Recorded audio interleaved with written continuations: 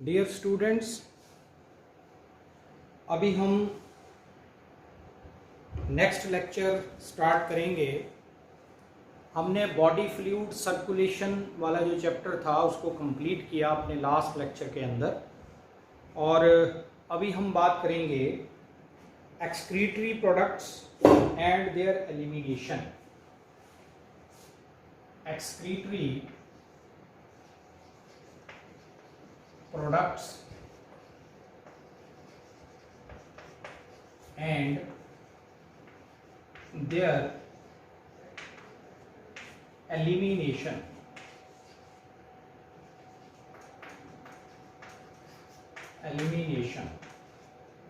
ठीक है, तो ये हम बात करेंगे हमारे आज के लेक्चर के अंदर। ठीक है, तो सबसे पहले एक्सक्रीटरी प्रोडक्ट्स क्या होते हैं। तो हमारी बॉडी के अंदर ड्यूरिंग मेटाबॉलिक एक्टिविटीज जो बेस्ड प्रोडक्ट्स फॉर्म होते हैं, पर्टिकुलरली नाइट्रोजिनस बेस्ड प्रोडक्ट्स जो बनते हैं, they are called as excretory products. तो मेटाबॉलिज्म के दौरान जो कोई भी बेस्ड प्रोडक्ट्स बनते हैं in the animal body, they are called as excretory products, and their elimination from the body is called as excretion,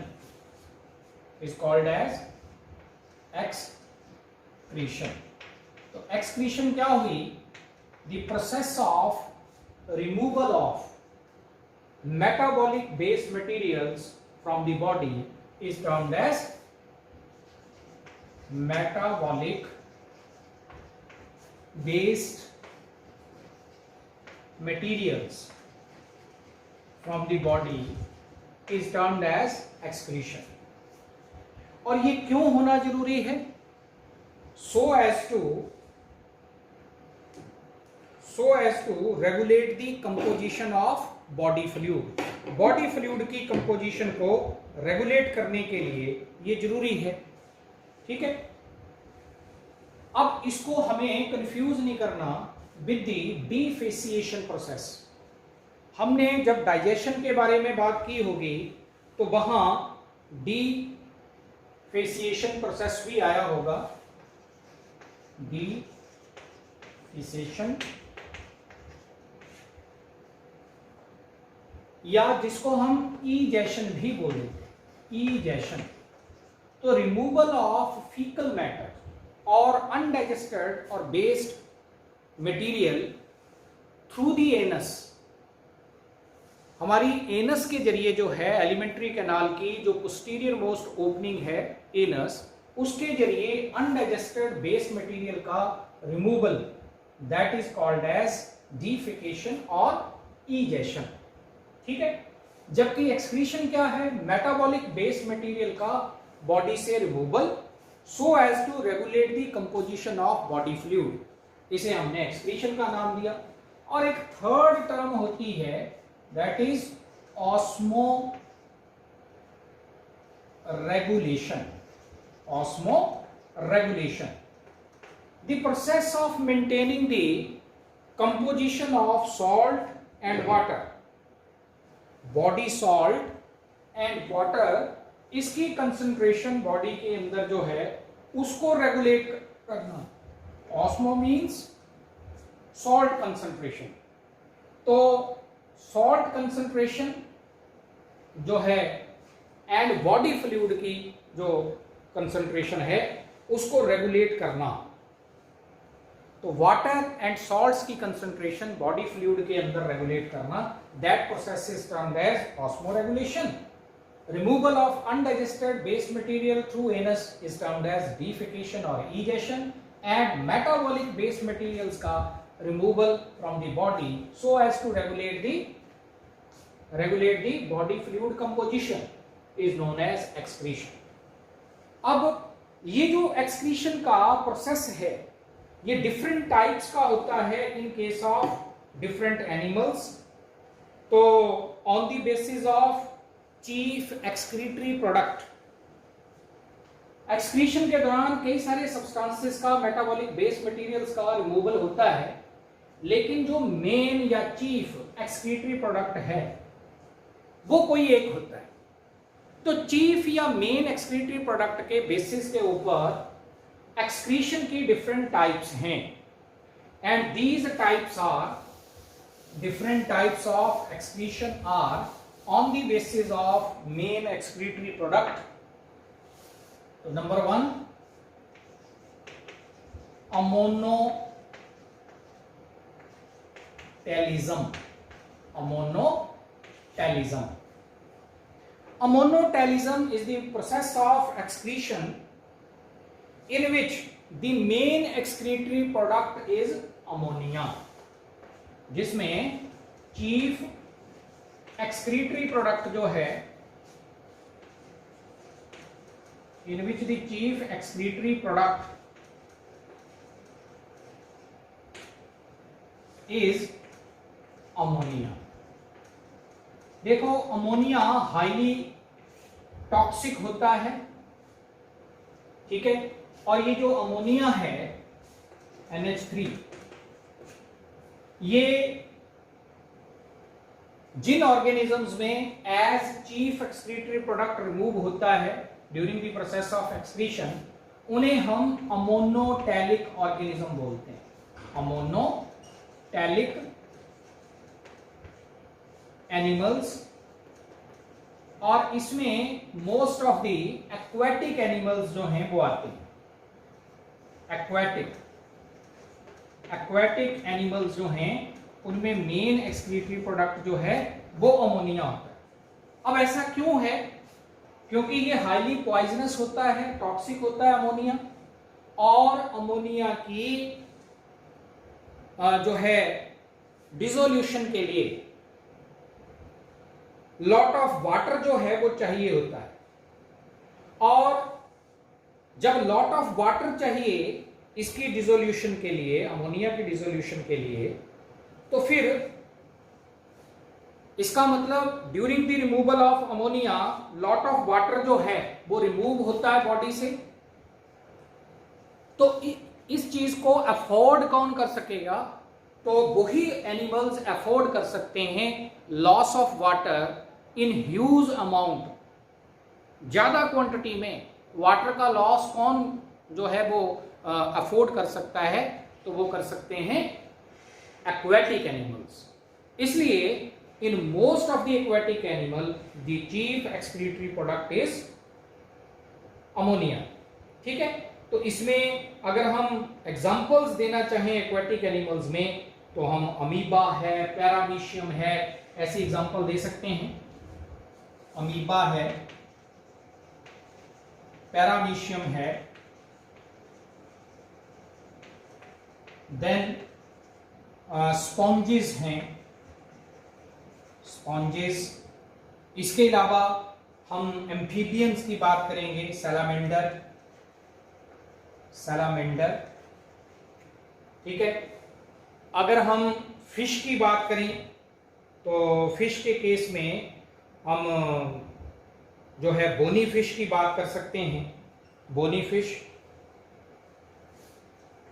ये एक्सेप्शन, बोनी फिश आगे करेंगे, फिर मैं जो बात मैं बोलने लगा था, बोनी फिश इनकी एग्जांपल आ जाएगी।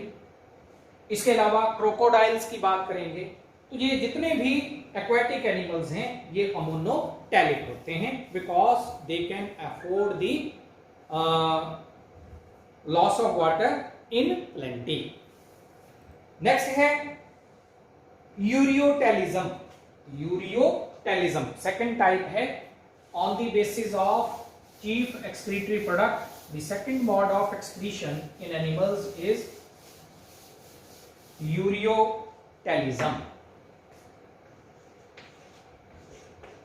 यूरियोटेलिज्म।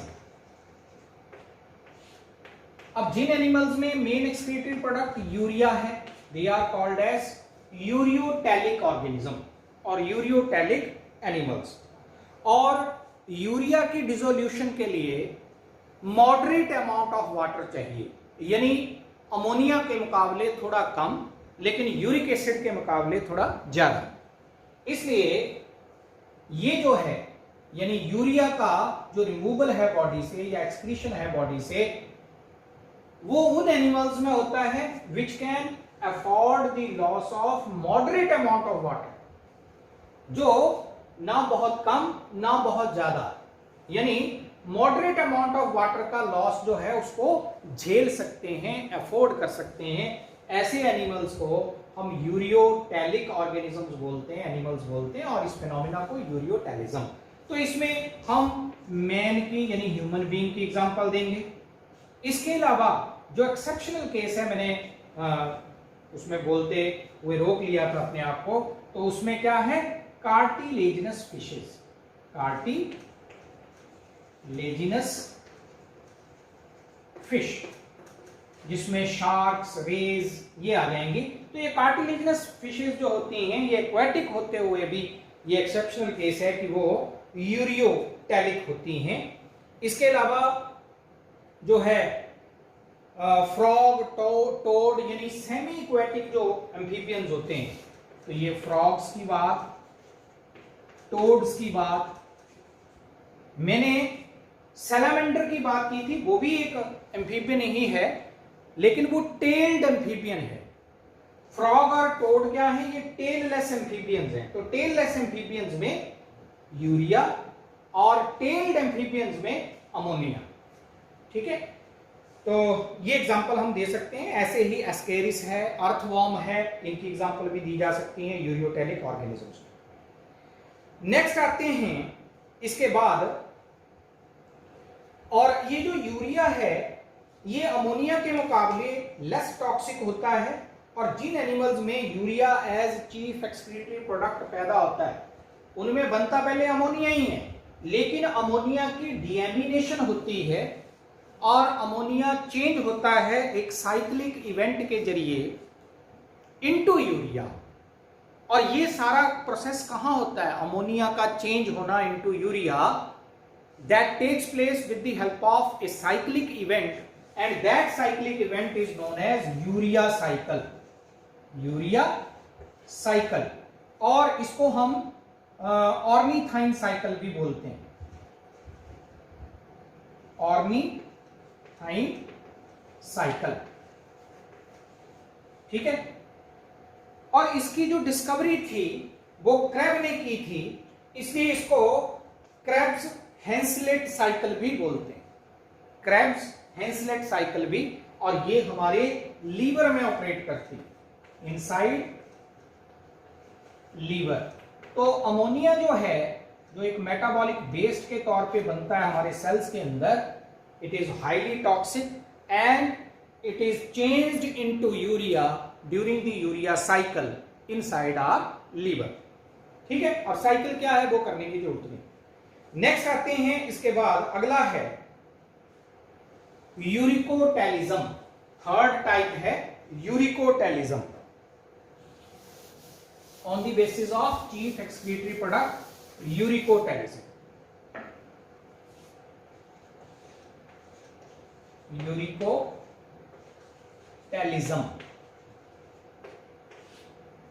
चीफ एक्सक्रीटरी प्रोडक्ट क्या है, in this case uric acid. हालांकि यूरिक एसिड हमारी बॉडी में भी बनता है, लेकिन मेन एक्सक्रीटरी प्रोडक्ट हमारे में यूरिया है। तो जिन एनिमल्स में यूरिक एसिड बनता है they are called as uricotelic animals. और ऐसा जो है ये मोस्टली होता है in case of insects, then birds, then reptiles. Crocodiles को अगर हम छोड़ दें, बाकी के रेप्टाइल्स यानी कि snakes and lizards, snakes then lizards. ठीक है, इनमें main excretory product uric acid है, और यूरिक एसिड की डेसोल्यूशन के लिए बहुत ही कम पानी की जरूरत पड़ती है, इसलिए ये उन एनिमल में ये एक्सक्रीटरी प्रोडक्ट बनता है which live in almost dry conditions or which generally conserve the water, जो वाटर को कंजर्व करते हैं। क्योंकि वो ड्राई कंडीशंस में पैदा होते हैं जहां ऑलरेडी वाटर की कमी होती है। तो ये एनिमल्स जो हैं ये बहुत ज्यादा लॉस जो है वाटर का उसको अफोर्ड नहीं कर सकते, तो इसलिए इनमें यूरिक एसिड बनता है, क्योंकि उसको डिसॉल्व होने के लिए बहुत कम पानी की जरूरत पड़ती है। इसलिए आपने देखा होगा कि इन case of snakes, in case of lizards, in case of birds, जो उनकी ड्रॉपिंग्स होती हैं उनमें यूरिन और जो फीकल मैटर है वो सेपरेटली प्रोड्यूस नहीं होती, बल्कि एक सेमी सॉलिड या सेमी जिसको है ग्लूई सा मटेरियल जो है वो रिलीज होता है, जिसको हम ड्रॉपिंग्स यानी बिट्ठे जिनको हम बोल देते हैं। तो ये जो है कंजर्वेशन ऑफ वाटर जो है इनमें होती है, जिनमें uric acid as main excretory product पैदा। तो इसमें लैंड स्नेल्स की भी बात कर सकते हैं, जैसे हेलिक्स, ठीक है, हेलिक्स की भी एग्जांपल इसमें लैंड स्नेल जिसको हेलिक्स बोलते हैं वो भी इसके एग्जांपल में आ सकते हैं। ये तो हो गए 3 main methods on the basis of chief excretory product. इसके अलावा 2 और भी मेथड हो सकते हैं। एक है अमाइनोटेलिज्म। अमाइनो पहले हमने पढ़ा था अमोनो, अमाइनोटेलिज्म। देखो कुछ एनिमल ऐसे भी हैं जिनमें कोई ना कोई amino acid as excretory product बनता है, और इसमें कुछ मलस्क्स आते हैं, कुछ एकाइनोडर्मेट्स आते हैं which excrete certain amino acids as main excretory product. तो इसमें जो है एकाइनोडर्मेट्स में एस्ट्रियास यानी कि स्टार फिशेस, ठीक है। इसके अलावा कुछ मलस्क्स में अगर हम बात करें तो इन केस ऑफ मलस्क जो है यूनियो, लिमनिया, इनकी हम बात करेंगे। मोलस्क तो इनमें लिमनिया, इसकी यूनियो, तो इन 2 की एग्जांपल दे सकते हैं। और एकाइनोडर्मेट्स में एस्ट्रियास, तो उन्हें हम अमाइनोटेलिक ऑर्गेनिज्म बोलेंगे। और 5th और लास्ट जो हमारे पास है mode of excretion on the basis of chief excretory product, तो उसको बोलते हैं ग्वेनोटेलिज्म। ग्वेनोटेलिज्म, ग्वेनोटेलिज्म ये क्या होता है? अगर मेन एक्सक्रीटरी प्रोडक्ट एक नाइट्रोजीनस बेस बने, नाइट्रोजन बेस बने, विच इज गुआनिन। गुआनिन ये एक नाइट्रोजन बेस है। Adenine, guanine, cytosine, thymine, uracil, ये नाइट्रोजन बेसिस की आपने नाम सुने होंगे। तो जिनमें गुआनिन नाम का nitrogen base as chief excretory product बनता है, they are called as guanotelic organism. तो इसमें स्पाइडर्स की एग्जांपल देंगे। Spiders which belongs to Arachnida class of Arthropoda phylum। तो ये हमारे पास 5 डिफरेंट मोड्स ऑफ एक्सक्रीशन हैं। तो इतनी बात आज हम करते हैं। अब इसके बाद हम नेक्स्ट उसमें बात करेंगे ह्यूमन एक्सक्रीटरी सिस्टम के बारे में। Thank you very much.